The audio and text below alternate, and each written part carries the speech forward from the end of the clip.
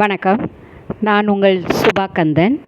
இன்றைக்கி நம்ம வீடியோவில் ஒரு காரசாரமான ஒரு மாதம் ஆனாலும் கெட்டு போகாத அருமையான ஒரு காரக்குழம்பு, மிளகு குழம்பு பார்க்கலாமா?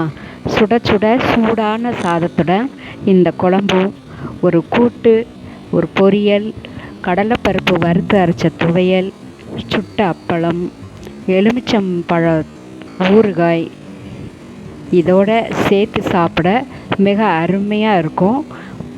ஞாபகம் வச்சுக்கோங்க, சூடான சாதத்துடன் சாப்பிடணும். வாங்க எப்படி செய்யலாங்கிறத பார்க்கலாம். இப்போ இதுக்கு தேவையான மசாலா பொருட்கள் எல்லாம் நான் எடுத்து வச்சுருக்கேன். இது எல்லாத்தையுமே நம்ம வறுத்து அரைச்சி எடுக்க போகிறோம். வறுத்து அரைச்சி செய்யும்பொழுது அதனுடைய சுவை இன்னும் அருமையாக இருக்கும். அடுத்தது ஒரு 200 கிராம் அளவுக்கு சின்ன வெங்காயம் சின்ன சின்ன துண்டாக கட் பண்ணியிருக்கேன். 50 கிராம் வெள்ளைப்பூண்டு, 2 தக்காளி. இந்த வெங்காயம் நான் தேங்காய் கூட சேர்த்து அரைக்கிறதுக்காக கொஞ்சமாக எடுத்து வச்சுருக்கேன். கொஞ்சம் ஒரே ஒரு முருங்கைக்காய், கருவேப்பிலை. இந்த சின்ன வெங்காயம் தாளிக்கிறதுக்காக கொஞ்சமாக எடுத்து வச்சுருக்கேன். 2 பச்சை மிளகாய் கீரி எடுத்து வச்சுக்கோங்க. முருங்கைக்காய் ஆப்ஷனல் தான், போட்டால் ரொம்ப அருமையாக இருக்கும். அடுத்தது நமக்கு புளி வேணும். இது நான் ஒரு நெல்லிக்காய் அளவுக்கு புளி எடுத்து அதை கரைச்சி எடுத்து வச்சுருக்கேன். இப்போ ஒரு கடாய் எடுத்துக்கலாம். இதில் நான் 1 டீஸ்பூன் அளவுக்கு நான் நல்லெண்ணெய் சேர்த்துருக்கேன். இதில் நம்ம வறுத்து அரைக்கிறதுக்காக எடுத்து வச்சுருக்கிற மசாலா பொருட்கள் எல்லாத்தையுமே நான் இதில் கலந்துக்கிறேன். கலந்து நல்லா வறுத்துக்கோங்க. கருகிடாமல் நல்ல மணம் வர வரைக்கும் நல்லா வறுத்துக்கோங்க. மிளகு இந்த காரம் எங்களுக்கு கரெக்டாக இருந்தது. உங்களுக்கு காரம் கொஞ்சம் அதிகமாக தெரியுது அப்படின்னா நீங்கள் காரத்தை கம்மி பண்ணிக்கோங்க. மிளகு காரம் கம்மி பண்ணுனா நான் வரமிளகாய் 1 தான் சேர்த்துருந்தேன். நீங்கள் கூட 1 சேர்த்துக்கோங்க. இப்போ பாருங்கள், நல்லா வறுபட்டிருக்கு. இப்போ நம்ம இதை எடுத்துடலாம். நான் இதை நல்லா ஆற வச்சுருக்கேன். இது ஆறின பிறகு நம்ம பவுடராக திரித்து அரைச்சி எடுத்துடலாம். இப்போ நான் அதே கடாயில் கொஞ்சம் தண்ணி ஊற்றி முருங்கைக்காயை நான் தனியாக வேக வச்சுக்கிறேன். இப்போ நல்லா ஆறின இந்த மசாலா பொருட்களை முதல்ல நான் பவுடராக திரித்து எடுத்துக்கிறேன். பாருங்கள், நம்ம தண்ணி சேர்க்காமல் முதல்ல பவுடராக ஆக்கிக்கிட்டோம் அப்படின்னா அரைக்கிறதுக்கு நமக்கு ஈஸியாக இருக்கும். இதில் நான் ஒரு கைப்பிடி அளவுக்கு சின்ன வெங்காயம் எடுத்து வச்சுருந்தேன் இல்லையா, இதை நம்ம தேங்காய் கூட அரைக்கிறதுக்கு எடுத்து வச்சுருந்தேன். அதையும் சேர்த்துக்கலாம். இதில் ஒரு 1/2 டம்ளர் தண்ணீர் ஊற்றி நீங்கள் அதை பேஸ்ட்டாக அரைச்சி எடுத்துக்கோங்க. இப்போ முருங்கைக்காயும் நமக்கு ரெடியாக இருக்குது. நான் ஒரு மண் பாத்திரம் எடுத்திருக்கேன். இதில் ஒரு 2 குழிக்கரண்டி அளவுக்கு நல்லெண்ணெய் எடுத்துக்கோங்க. இதுக்கு நல்லெண்ணெய் தான் நல்லாயிருக்கும். எப்பவும் போல் கடுகு, உளுந்தப்பருப்பு, வெந்தயம், சீரகம், கருவேப்பிலை, பச்சை மிளகாய் இதெல்லாம் நல்லா தாளிச்சுக்கோங்க. தாளிக்கிறதுக்குன்னு கொஞ்சம் சின்ன வெங்காயம் கட் பண்ணி வச்சுருந்தேன். நான் அதையும் சேர்த்துருக்கேன். அந்த வெங்காயம் கொஞ்சம் சிவந்து வந்த உடனே நம்ம ஒரு 2 கைப்பிடி எடுத்து வச்சுருக்கோம் இல்லையா, 200 கிராம் அளவுக்கு சின்ன வெங்காயம், அதையும் சேர்த்துக்கலாம். பூண்டு கண்டிப்பாக நீங்கள் மறக்காமல் சேர்த்துக்கோங்க. இந்த குழம்புக்கு ரொம்ப அருமையாக இருக்கும். எப்படியும் நீங்கள் வாரத்தில் ஒரு நாள் இந்த குழம்பு நீங்கள் செஞ்சு சாப்பிடுங்க. அதிக அளவில் செஞ்சு மாதக்கணக்கில் வைக்கிறத விட அப்பப்போ தேவைக்கு நீங்கள் ஃப்ரெஷ்ஷாகவே செஞ்சு சாப்பிடுங்க. அருமையாக இருக்கும். இந்த மிளகு காரத்தோட சூடான சாதத்தோட இந்த குழம்பு சாப்பிட்றதுக்கு ரொம்ப உடம்புக்கும் நல்லது தான். செஞ்சு சாப்பிடுங்க.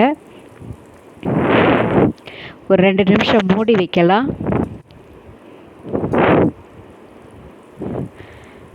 இப்போ பாருங்கள், நம்ம கட் பண்ணி வச்சுக்கிற தக்காளியும் சேர்த்துடலாம். நான் இதுக்கு முன்னாடி மருந்து குழம்பு ரெசிபி போட்டிருந்தேன். அதுவும் இதே போல் தான். அது உடம்புக்கு ரொம்ப ரொம்ப நல்லது.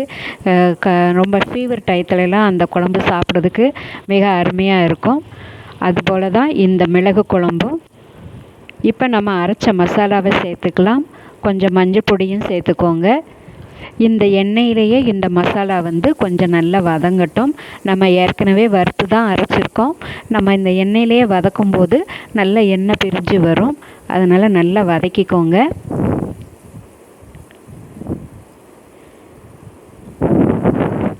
பாருங்கள், இந்த சைடுலலாம் எண்ணெய் பிரிஞ்சு வந்திருக்கு. இப்போ நம்ம கரைச்சி வச்சுருக்கிற புளித்தண்ணீரையும் சேர்த்துடலாம். அது கூடவே நம்ம முருங்கைக்காயும் சேர்த்துக்கோங்க. முருங்கைக்காய் வந்து ஆப்ஷனல் தான். அது இந்த காரத்தோடு சேர்த்து சாப்பிடும்போது நல்லாயிருக்கும். அதனால தான் நான் முருங்கைக்காய் சேர்த்துருக்கேன். நல்லா கலந்து விட்டுக்கோங்க. இப்போ வந்து உப்பு செக் பண்ணி பார்த்துக்கோங்க. எனக்கு கொஞ்சம் தேவைப்பட்டது, நான் அதனால் கொஞ்சம் உப்பு, கல் உப்பு தான் சேர்த்துருக்கேன். இது கூடயே கொஞ்சமாக இனிப்பு, 1 டீஸ்பூன் அளவுக்கு வந்து இனிப்பு சேர்த்துக்கோங்க. இது வந்து நம்ம காரத்தை வந்து உங்களுக்கு சமப்படுத்தும். அதனால் நீங்கள் கண்டிப்பாக சேர்த்துக்கோங்க. இது ஒரு 2 நிமிஷத்தில் இந்த குழம்பு ரெடி ஆகிடும். சௌசௌ, முருங்கைக்காய் போட்டு கூட்டு, புடலங்காய் கூட்டு, இதை ஏதாவது வச்சு நீங்கள் இது கூட சைட் டிஷ்ஷாக வச்சு சாப்பிடலாம். ரொம்ப அருமையாக இருக்கும். கொஞ்சம் எக்ஸ்ட்ரா தண்ணி சேர்த்துக்கோங்க. எதுக்கு அப்படின்னா, நம்ம வந்து அரிசியும் கடலைப்பருப்பும் வறுத்து அரைச்சிருக்கோம். அதனால் குழம்பு வந்து கொஞ்சம் திக்காக இருக்கும். நீங்கள் கொஞ்சம் தண்ணி சேர்த்து நல்லா கொதிக்க வச்சுருங்க. அப்போ உங்களுக்கு சமமாயிடும். மசாலாலாம் நல்ல வாடையெல்லாம் போய் அருமையான மிளகு மணத்தோடு நமக்கு இந்த குழம்பு ரெடி ஆகிடும். ஃப்ளேமை வந்து நீங்கள் சிம்லேயே வச்சுக்கோங்க. அப்போ தான் நல்ல எண்ணெய் பிரிஞ்சு வரும். ஒரு 2 நிமிஷம் நம்ம இதை மூடி வைக்கலாம். பாருங்கள், நல்ல எண்ணெய் பிரிஞ்சு வந்திருக்கு. அருமையாக இருக்கும். நீங்களும் ட்ரை பண்ணுங்கள். சூடான சாதத்தோடு வச்சு சாப்பிடுங்க. அருமையாக இருக்கும். சுட்ட அப்பளமும் வச்சு சாப்பிடுங்க. இந்த ரெசிபி உங்களுக்கு பிடிச்சிருக்கும்னு நினைக்கிறேன். பிடிச்சிருந்ததுன்னா லைக் பண்ணுங்கள், ஷேர் பண்ணுங்கள், சப்ஸ்கிரைப் பண்ணுங்கள். பக்கத்தில் இருக்கிற பெல் ஐக்கானையும் ப்ரெஸ் பண்ணுங்கள். அப்போ தான் நான் போடுற புது வீடியோ நோட்டிஃபிகேஷனாக உடனுக்குடனே உங்களை வந்து சேரும் ஃப்ரெண்ட்ஸ். நன்றி, வணக்கம்.